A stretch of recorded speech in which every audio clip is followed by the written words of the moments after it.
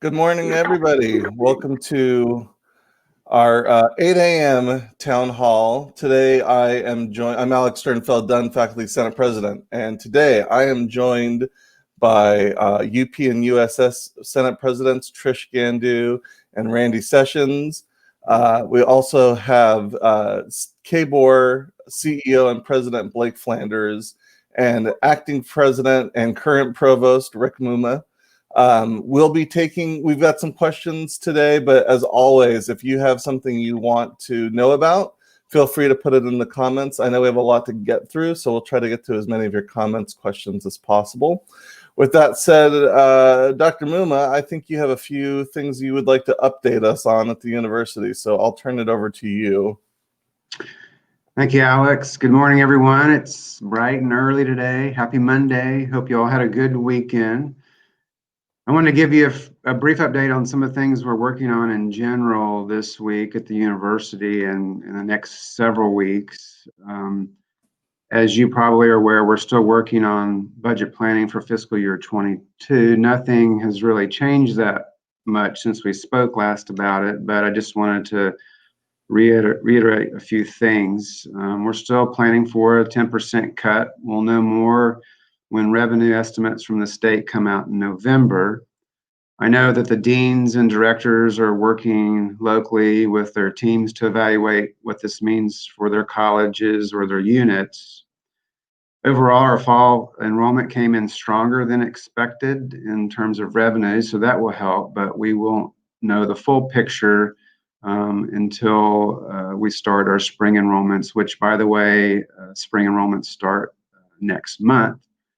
And we'll have a better understanding after that gets underway to look at the full picture of our budget. The Budget Advisory Committee and the Faculty Senate Budget and Planning Committee will be working together to get information to you, get your feedback, and help shape what that budget will look like. So stay tuned there. I also want to give you just a quick update on our Voluntary Separation and Incentive Program, our early retirement program that we launched last month. And applications were reviewed last week, and we had 238 faculty and staff who are eligible, and out of those, 67 applied, about 28%. The applicants will be notified this Wednesday regarding their status, and for those accepted, they have until the end of the month, October 28th, to submit their intent to retire, which is irrevocable once submitted. Once we know who will actually take us up on this, we'll help determine how these savings will help for fiscal year 22, as some of those retirements will need to be replaced. And again, I'll keep you posted on where we end up there. Today, you'll see that in WSU Today that we're announcing an expansion of our COVID-19 testing with a voluntary asymptomatic surveillance testing program for students. And as you may know, voluntary surveillance testing is now part of the university's multi-pronged strategy to monitor and mitigate the spread of COVID-19 on campus. I've been meeting weekly with Camille Childers, director of the Student Health Center, and a group of public health sciences faculty who are public health experts and knowledgeable about epidemiology and testing. And together we've developed this plan based on best practices as we know them today. Because COVID-19 infection is often asymptomatic, early identification of individuals with the virus requires regular surveillance and testing to monitor and respond to any potential spread among the ongoing WSU community. This program, this voluntary program, allows the university to monitor and address real-time trends and burden of the disease to make timely decisions for intervention and response. While this testing is not mandatory, we are asking students to consider taking part of this voluntary program to help protect our campus community. So every 2 weeks, WSU will select a random sample of undergraduate, graduate, non-degree seeking, and other students who are on campus or have on-campus presence and notify them of the availability of this testing program. That will start tomorrow, this Tuesday, And we're also expanding this to employees. We will implement this in the coming weeks, so stay tuned on that. Just so you know, student testing for those who have known exposure or are symptomatic will continue that testing program as we have been doing all along this semester. So more information to come on that, but I just wanted to give you a heads up. That's being announced today. And then finally, we had our spring 2020 makeup commencement this past Saturday. Approximately 600 students participated in a socially distant ceremony following health and safety guidelines. And our fall commencement will be moved to November 22nd. It was going to be the 15th of December, I believe, but since we're moving to remote on the 20th, we thought it would be prudent to move up the commencement to the 22nd, and we'll have two ceremonies allowing more students to participate. We'll conduct those ceremonies in the same fashion that we did on Saturday. So, Alex, those are my updates I wanted folks to know about. Great, thank you, Rick. Yeah, and having been at commencement on Saturday, I would just add another congratulations to those who graduated last semester but were able to celebrate with us. It was an interesting experience to say the least, but it was awesome to just see how everyone came together to mark that milestone. So Rick, you mentioned a few things and updates that are coming. It's certainly an interesting time to be at WSU, and I think there are a lot of challenges. And right now you're in the acting president role. And essentially we're at the point where we're going to be appointing, or not we, but the Board of Regents will be appointing an interim president, and then the search for a permanent president. And we're gonna have more information about that a little later in this hour. But from your vantage point as provost and now as acting president, when you're thinking about sort of the immediate issues for this year right now, what do you think needs to be the top priority for the interim president and then the incoming president? Yeah, Alex, before I respond to that, I just want to let you know Blake is texting me that he's having a little bit of issues getting audio, so maybe Colton can help him Sure. while we're talking.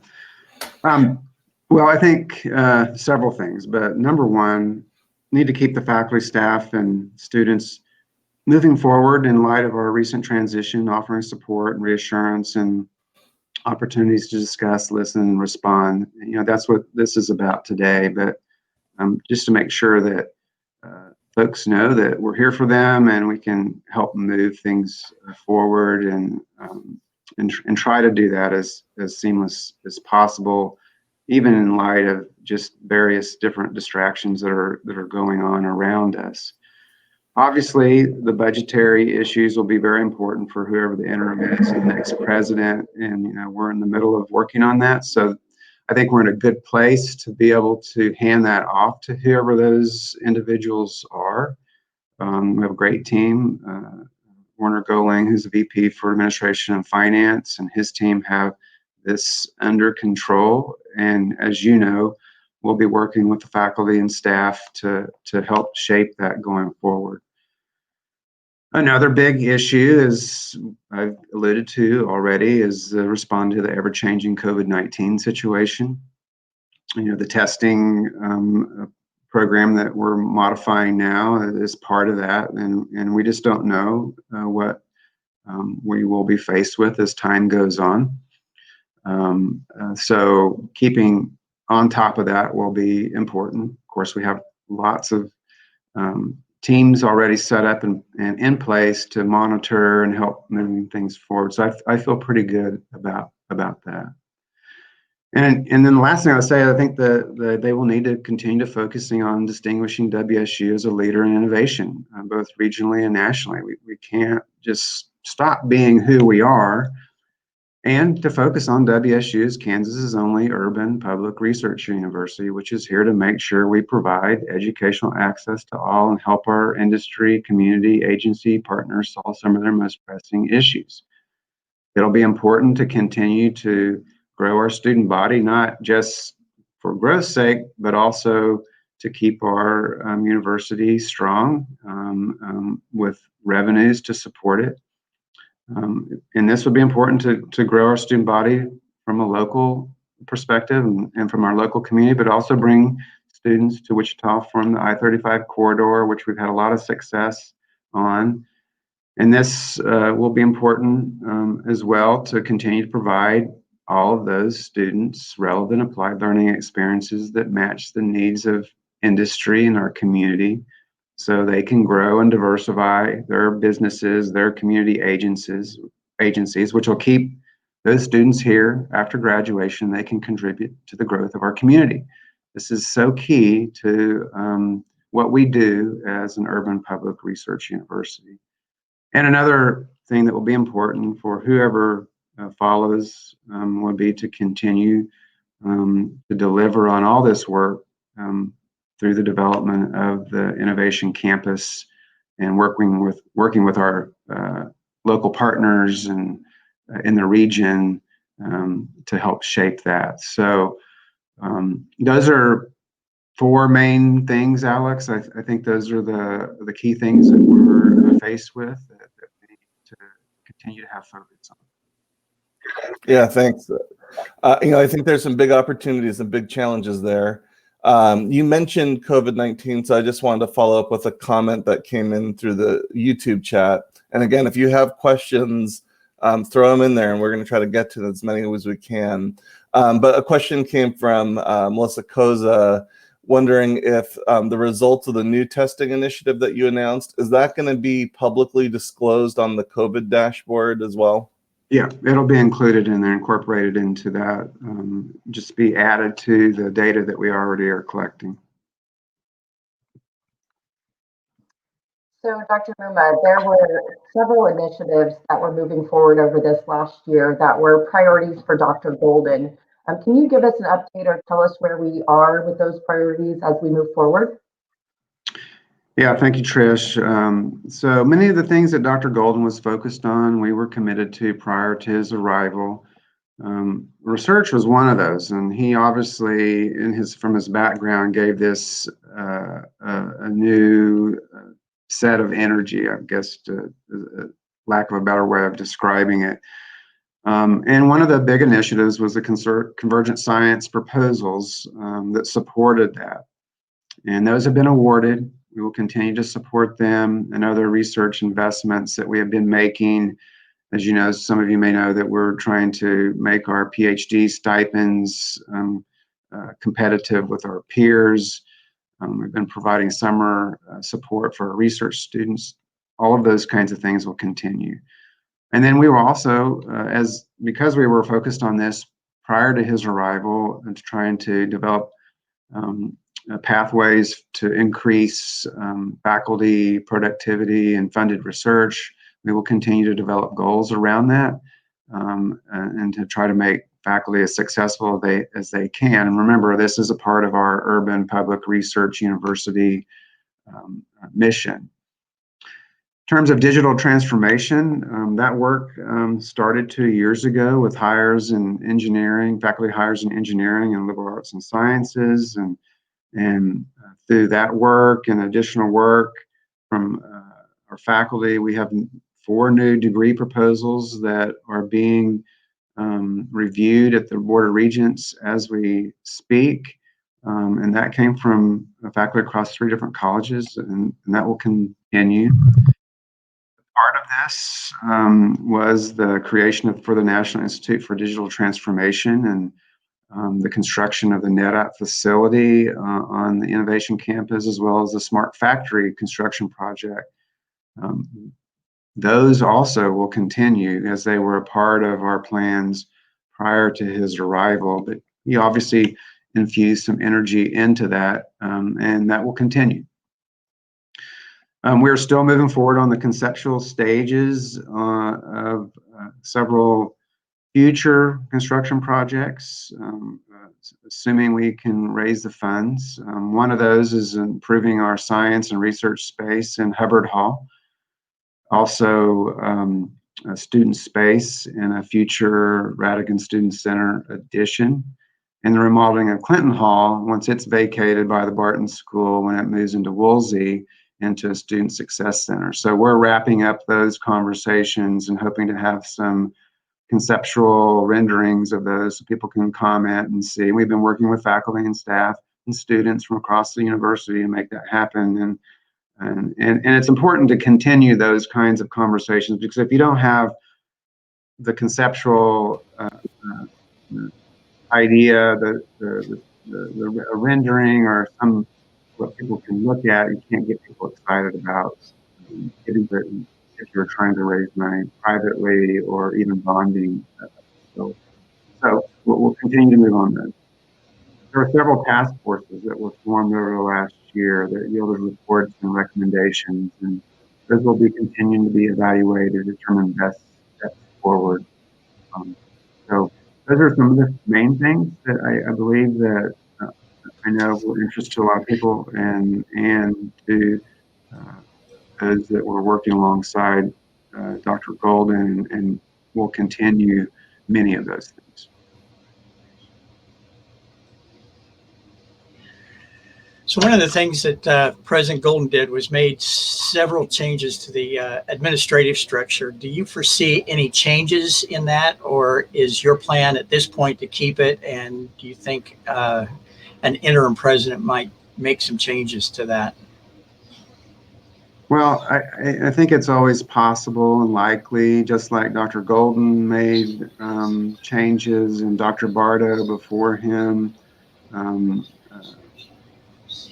Any new president or interim president will likely want to do that. So again, there'll be opportunities to reevaluate that on an ongoing basis, and we'll determine that next step, and particularly as we find out who the interim president will be key to deciding if anything immediate will change in that regard.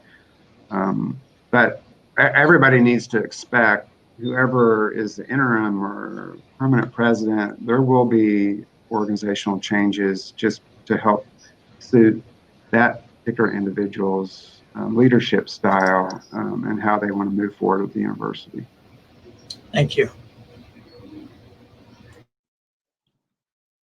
Dr. Muma, there's a question in the chat in regards to the information that was released at the end of last week regarding Coach Marshall and the investigation.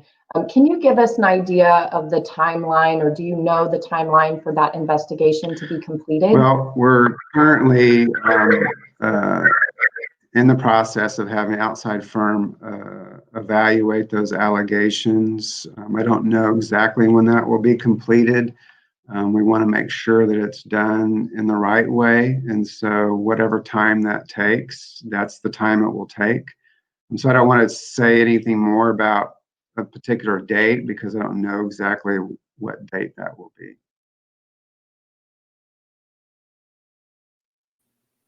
Great. Thanks for that information. So we're going to move on. And we're really lucky, and I'm thankful that Blake Flanders, who's our president and CEO of the Board of Regents, was willing to and able to join us this morning to take some questions.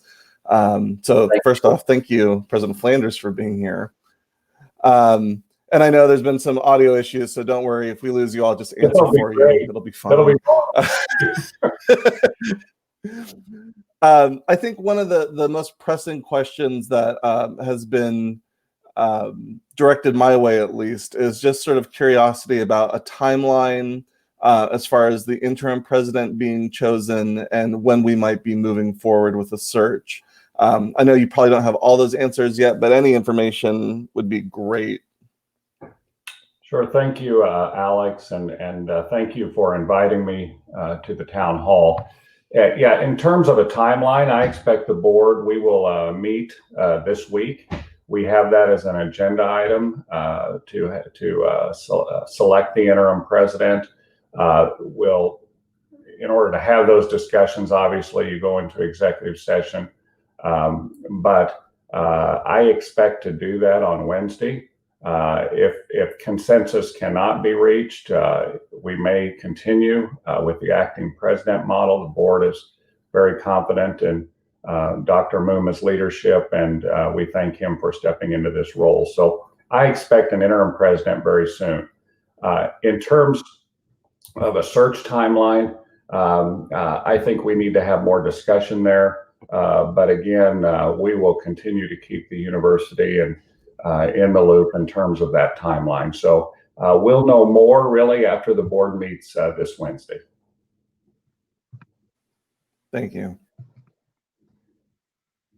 President Sanders, in the search for our next Wichita State president, do you foresee this being an open or closed search? And what are the advantages of one over the other? Sure. I would say the board has really three options in terms of searching and really evaluates what do they believe at the time is going to get them the best candidates. The three options would be a board. Number one would be a board-led search. And a board-led search is where the board doesn't have a committee. The board interviews candidates and then selects a candidate. Generally, those are closed. Now, what's been termed a closed search would be the second option, which is really not as closed as a board-led search. It's where we select a committee. Many times, groups on campus nominate members, candidates, and those committee members interview candidates, recommend 3 to 5 qualified unranked candidates for the board, and then the board makes that selection. And then the third type of search that the board may choose would be a search where the finalists are generally revealed to the campus. There's a committee selected, and those 3 to 5 finalists come to campus for open forums prior to the board making a selection. I don't know which type of search that the board might choose. I do know we've heard nationally before that as sometimes as candidates apply, they appreciate not being their names not being revealed quickly because it puts them in jeopardy where they're currently serving. But I think the board will evaluate all those options, determine what's the best fit as we move forward.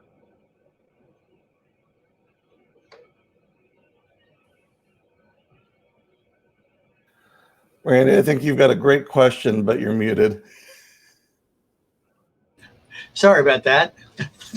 If this turns out to be a committee-led search, what do you see the makeup being of that search?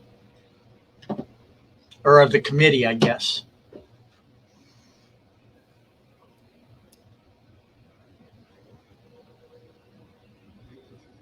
Sure.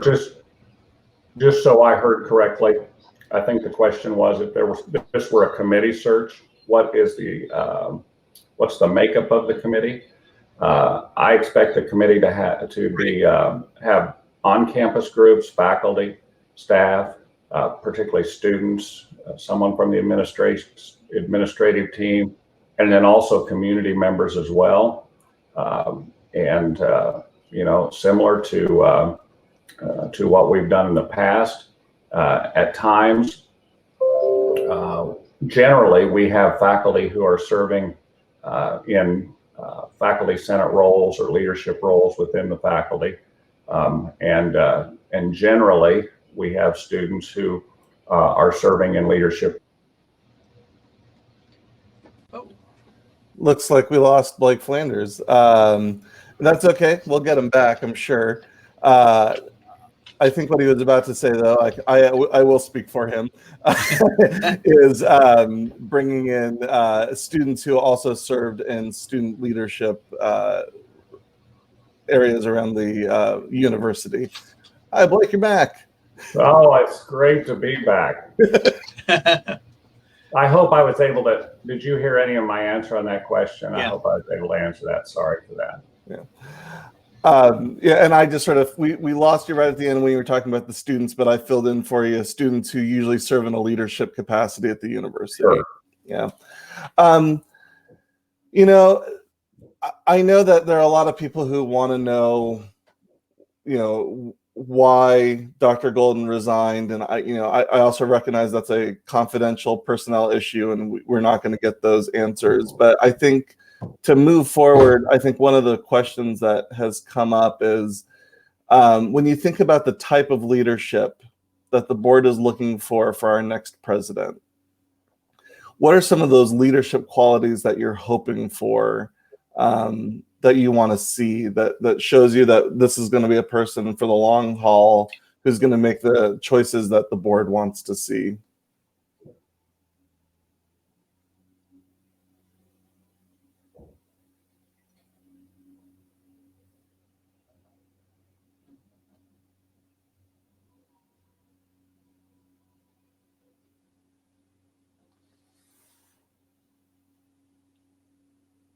We may have lost Blake again.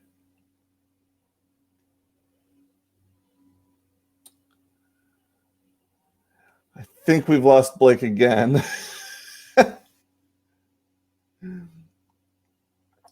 So I tell you what, I'm going to ask Rick, if we could bring Rick back on the screen. And Blake, are you back with us? I am back with you. Okay. I think the short was the short version. What type of leader does the board want to select? Yes. Yes. So I could say that very quickly, and I don't know what's wrong with my internet. Believe me, it's on my end. The board really wants someone to drive the board's strategic plan, and really we have a plan called Building a Future that has 3 pillars. What does our universities do for families? What does our universities do for businesses? And also, how do they enhance economic prosperity? So, with families, we want to continue to keep our university affordable. We do that not only through efficiencies at the university, but also through facilities, and the board's doing a facility study right now to see what our space utilization is and what it could be. And also people completing degrees on time with high retention and graduation rates, because we know that that's even more important than tuition. And then the board also looks at how are we serving businesses in the community? How are we filling their talent pipelines, which are very important, and keeps our community strong. Finally, we're continuing to look at the outcomes in terms of economic prosperity, not only in terms of individual income gains, but also we know that people that complete a baccalaureate degree from Wichita State University have better health outcomes, lower incarceration rates, and all kinds of societal benefits. And Wichita State's really been a leader in terms of helping and connecting with the business community to not only just fill jobs, but also to use the innovation that the faculty provide to create jobs within our community by helping our businesses be more competitive. So that's really what the board is seeking, is someone to continue to drive that agenda. Thank you. There is a chat that came in through the comments on YouTube that I'd like to ask, specifically around non-disclosure agreements. So if you go to sort of a committee, whether it's a closed search committee or a public search at the end committee, are non-disclosure agreements going to be required? Colleagues, this person's statement, my colleagues are demanding that we not use them, tired of the past situations where the president arrived and left cloaked in secrecy. If we have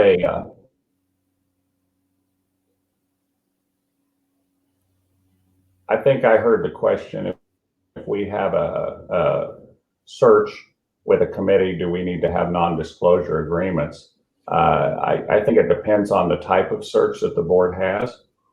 If the board has a search that's going to keep candidates confidential, then we'll have obviously those agreements.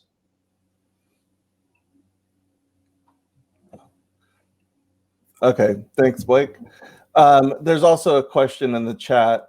If the board is open, we talked a little bit about what a committee makeup might be.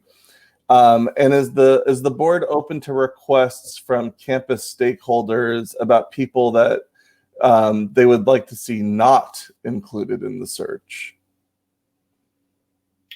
I know the board will take any feedback from the campus. It doesn't always mean that the board goes that way, but certainly we would like to hear from people, whether generally they want someone on the committee, but also I guess if you want someone not to be on the committee. I'm sure that someone's working on a petition now for me. We'll see. Another sort of question that comes up about, there were a lot of comments that have been made publicly in the press, around President Golden's, both his resignation and some of the decisions he made publicly. But one of them that came up was in his most recent resignation that he wasn't meeting all of the constituents' needs. And I think that raised a lot of eyebrows for people. And at the end of the day, I think, the president works for the Board of Regents. So ultimately, the question for the regents is that person meeting all of those constituent needs? So then the question is to the regents, who do you consider the constituents of the university, and what might the president need to do to meet their various needs? Wow, that's a big question. I think I'll start with just what would we consider the differing or the various constituencies, and I would tell you that a university president's role, particularly today, certainly is very challenging. There's a challenging fiscal environment, and certainly in the Plain States, there's generally a challenging enrollment environment, although Wichita State has met those headwinds relatively well. Number one constituency group is the students. Without students, we really don't have a university, and so that's something that the board would want someone that is student friendly and meeting those needs. Another constituent group is the faculty. The faculty are delivering all of the instruction and delivering the research.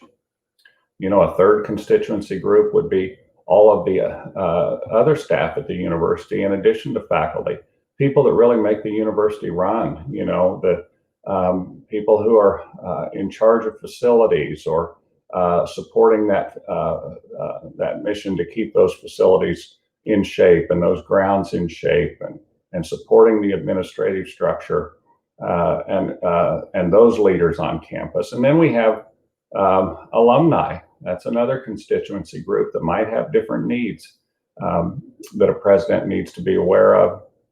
And generally, within those alumni, there's a donor community. And as states have backed away from and receded a bit from legislative commitment of funds for universities, the donor community obviously is important. This Kansas legislature is important, and the Congress is important in terms of constituencies.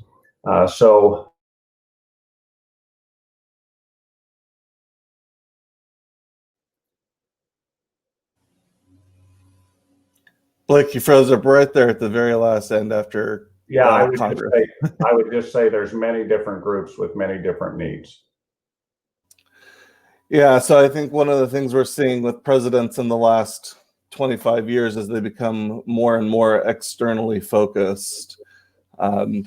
So I really appreciate your willingness to be here, Blake, and ask questions or take questions, and Rick, you as well.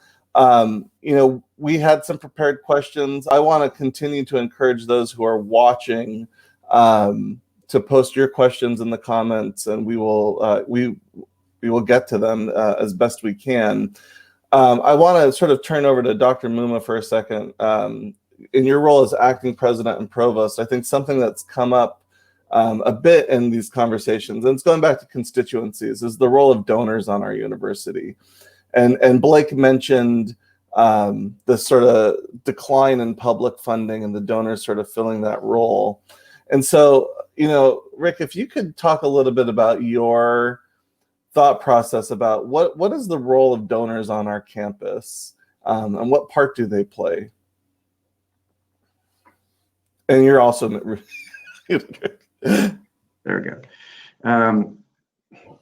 They're key. As Dr. Flanders mentioned, as state support is contracted, we have to find other ways of raising support for the university.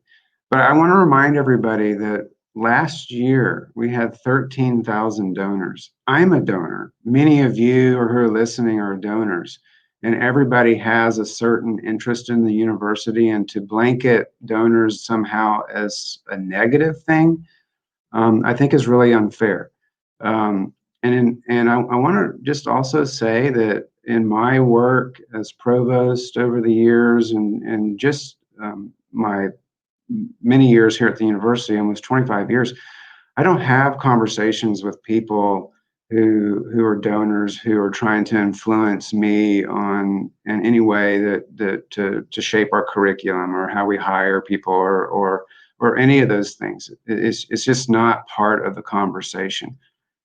The donors want the university to succeed, and so that they have ideas of what they're interested in, and they want to support that. Of course, they have sometimes strong opinions on that, but we're holding everything that we value in a higher education institution very close to our hearts, and it's near and dear to me. And I just want to make sure people understand that to sort of paint everything that we may have been distracted I don't know, 6-7 years as related in a negative way to donors is to me would be unfair. And we need to do everything we can to support them. Donors give millions of dollars to support scholarships for students. They give millions of dollars every year to support programming for our fine arts and in particular. I don't see how we would do anything. I don't see how we could be the university that we are today without the donors that we have. Thank you.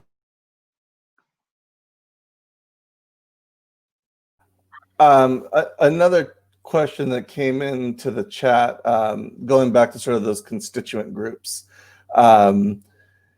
And I'll let Dr. Mim or Dr. Flanders answer this one. So we talked about all those different constituent groups: students, faculty, staff, community partners, private partners. Do you think, and this is sort of I'll ask the question and then maybe elevate a little too, what percentage of influence does each of those following constituent holders have on our next president's appointment? And I guess another way, maybe, and I don't want to paraphrase too much for you, Alexis, but I think the real question is, at the end of the day, who do you think is going to be driving the decision on who the board hires as our next president? I can answer that. I will tell you that I don't think you can break it down to percentages. The board is appointed to hire the president, and the board will listen to all those groups, but each board member in that process really does their best to evaluate who they believe is going to be the best fit at Wichita State University. And so, the 9-member board is going to be the entity that does the selection while listening to input from all those groups. And Blake, since I've got you on the line, there was a question about faculty, and so I'm going to ask that one as well. based on a previous answer and perhaps in other ways, it often seems like the regents see faculty's role as mostly in terms of teaching. But I'm wondering, where does scholarship and research fit into the board's plan, especially if that research is maybe not tailored to business needs? Sure. The board understands that research universities, the faculty have a component of their load that is research and scholarship. All research doesn't feed business needs immediately. Obviously, some of it's community needs, some of it's social, some of it improves our lives, and in other ways, the board would see that as valuable. And candidly, the board would probably like to see more research as we go forward. And I know one of Wichita State University's goals is to ensure that they continue to increase that research profile. So that's something that the board does see as valuable. It is real easy because we meet with students many times to see faculty in more of a teaching role. And I think, and we do have regional universities where more of the load is teaching than research, but the board does value all aspects of the faculty load. And Alex, if I could say something here, is that okay to do that? You bet. Yeah. Yeah.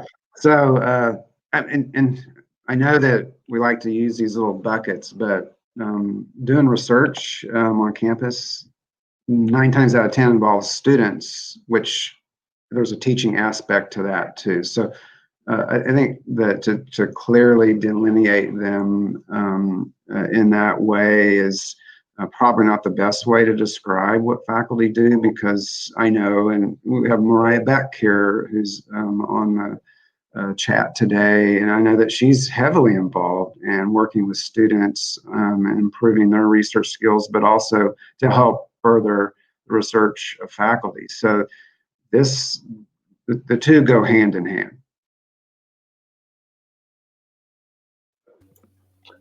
I'd like to address the question on donors, if I might.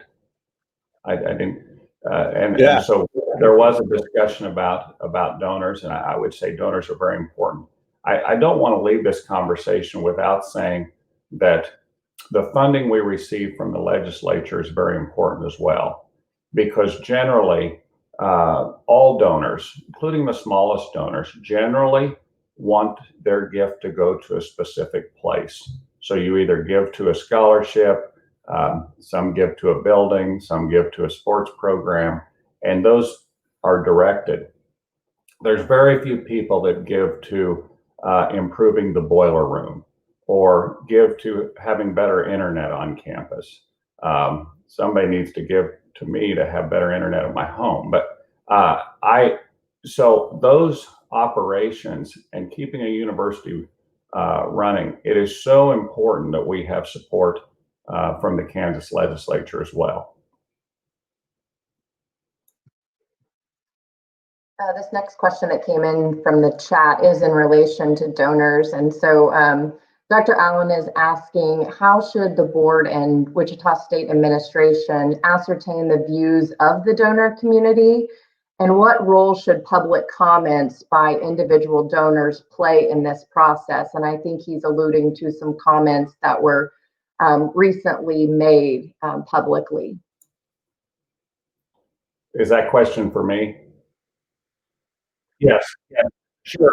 If you'd like to take it, I hear probably more directly. The board hears public comments from many groups all of the time. You can't in today's media world.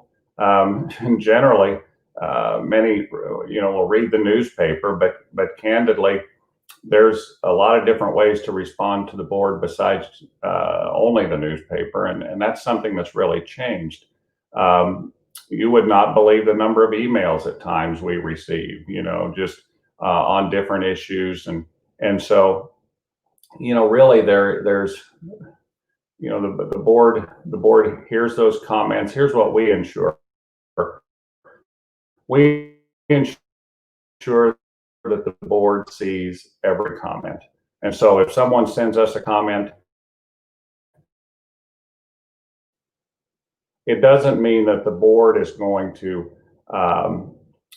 just act on every one of those comments.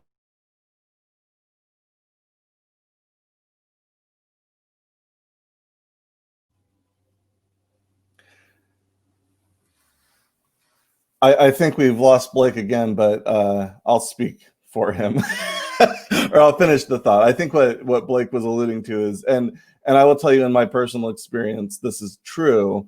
Anything that I've ever sent to Blake or to any of the regents gets shared with the group, and I'm sure it gets discussed in some way. And I think what he was saying is it doesn't mean that they will act on that comment or take that advice. But they will always share the advice around. Yeah, I want to change a little bit around, and I see more comments coming in. So there was a question going back to COVID for just a second and the voluntary retirement. So I'll throw this one to you, Dr. Muma. So is the administration planning on replacing the newly retired faculty, or are they under the impression that fewer of us are needed because of COVID? Yeah, I see that Dr. Bierman, Elizabeth Bierman, is asking that question. Thank you, Elizabeth, for posing that. COVID is not part of the equation of whether we would replace a faculty member or not. There is a process that we're going through to determine which positions are essential to the operation of the department. You have to remember too that one of the thoughts behind this is when one of the senior level faculty member retires or at a higher salary, and so in some cases we can get some salary savings by hiring in an entry level assistant professor. And so we're planning on getting some savings that way, but also there may be cases where we will not be replacing a position. It's really going to be up to the dean and the department chair in consultation with me to determine whose positions are filled and how we would work through that.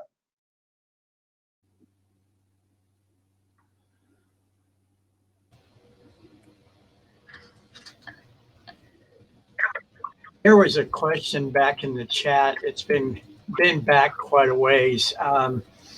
It had to do with, if I can find it again now. Will there be a position for a university diversity officer tied to support for hiring a more diverse and representative faculty? Yeah, so the question was, are we going to continue to move forward on that search that we started, the VP for Workforce Diversity? Yeah, so we're still continuing that search process. We're in the middle of it. So yeah, we're going to play that out, and I don't know exactly where we are in terms of interviews, but that's still moving forward. Thank you. Another question that came up in the chat going back, well, we're just going to sort of bounce around a little bit in these last couple of minutes. We talked about sort of the qualities and qualifications of the next president, but specifically, one of the things that has really elevated itself once again in our own society is racial justice and cultural sensitivity. And so I'm wondering if Blake, if you could speak a little bit to the idea of what qualifications the board might be looking for regarding those areas. Sure. Here's where the board has a tremendous interest at this time. Is we know that in underrepresented groups that our outcomes really have been lagging. And so what I mean by that is if we look at our students of color, their graduation rates, the access and the retention are lower than Caucasian students.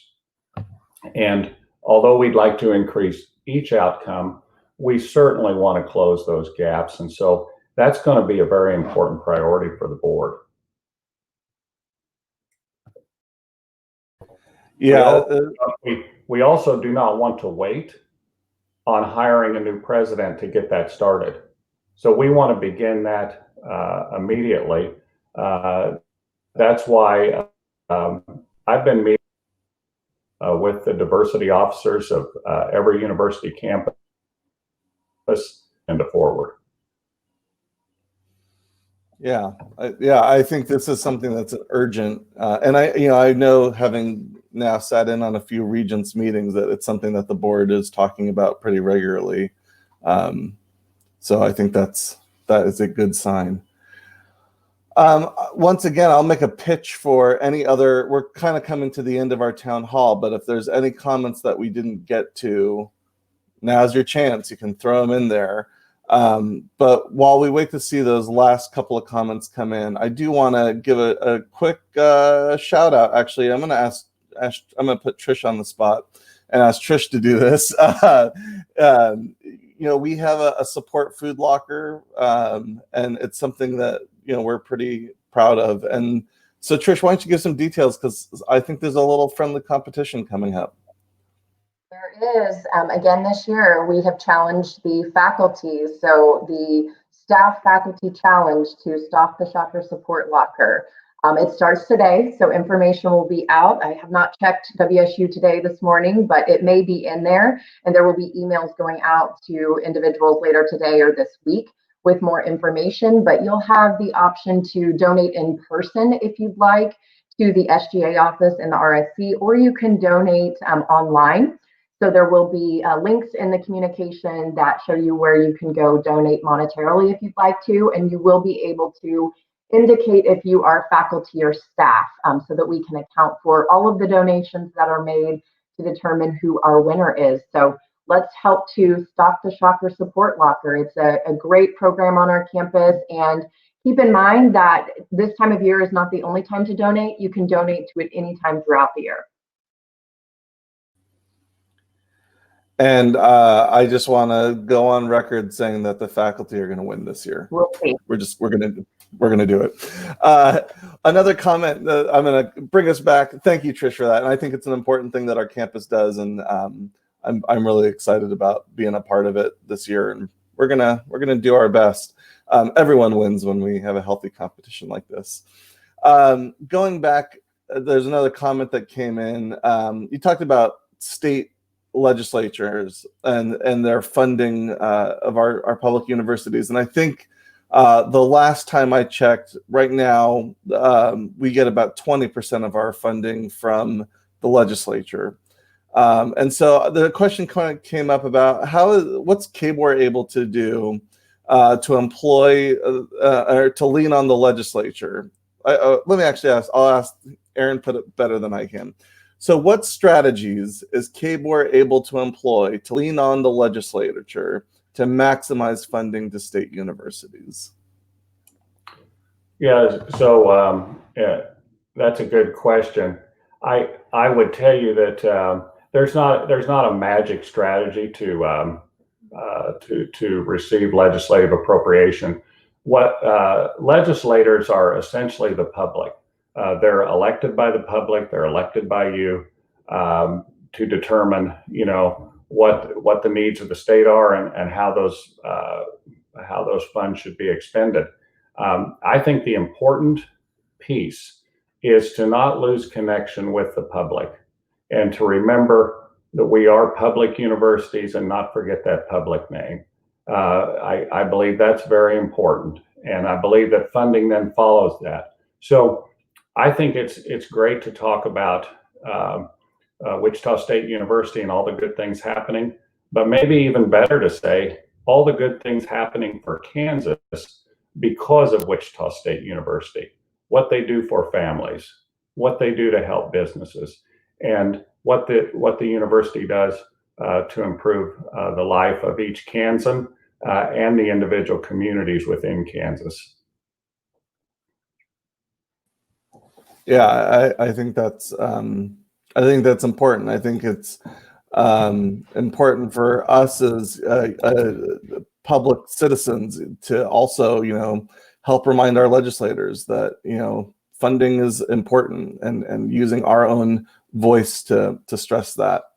And speaking of voices and communication and conversation, there's a really great comment that came in from my colleague in history, Jay Price. We talked about sort of, the regents being open to our ideas, to listening to them. And so he says, to move forward, we can all benefit from dialogue with the Board of Regents. We could use more of this beyond just sending emails. Could we make this more of an activity? As we make plans, it is good to remember the statement, not for us, without us. And so I think there's a sentiment there of trying to figure out some regular pathway of communication that happens between the board and the individual universities. I think that would be good for every university, quite frankly, in the Regent system, beyond just the annual board meeting. So I don't know if you have an answer to that, Blake. Yeah, I would. The board meetings are not just annual, they're monthly. But monthly, yeah. What we've relied on is faculty senate representatives, USS representatives, UP representatives, to represent the groups on the campus, and to bring those concerns and bring those needs to the board. If I would entertain any kind of way to improve the communication. Do we need to, we've also, prior to COVID, we also meet on the campuses. So it's a rotation that we do each year. But, we honestly, communication is always hard, to make sure that we continue that. And I'm open to all kinds of ways that we can best communicate.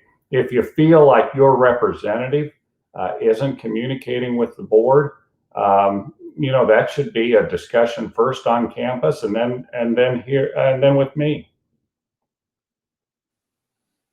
Absolutely. And I would say I'll speak for my Senate president colleagues that we try to remind anyone we speak to that we are representative, but we can't speak for all of you because we're not monolithic groups, and we just do our best to represent what we hear. So yeah. No truer words have probably been spoken that it's not a monolithic group. Yeah. But Jay, I will say, as you move forward with your colleagues and myself, I'm very interested in trying to come up with better ideas around this. So I'm happy to work on that. And I think Trish and Randy would say the same, and probably Rick too.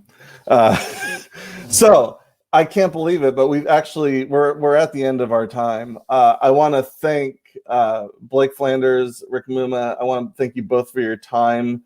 I know it was an early morning. This is like late afternoon for Rick, and he gets up really too early.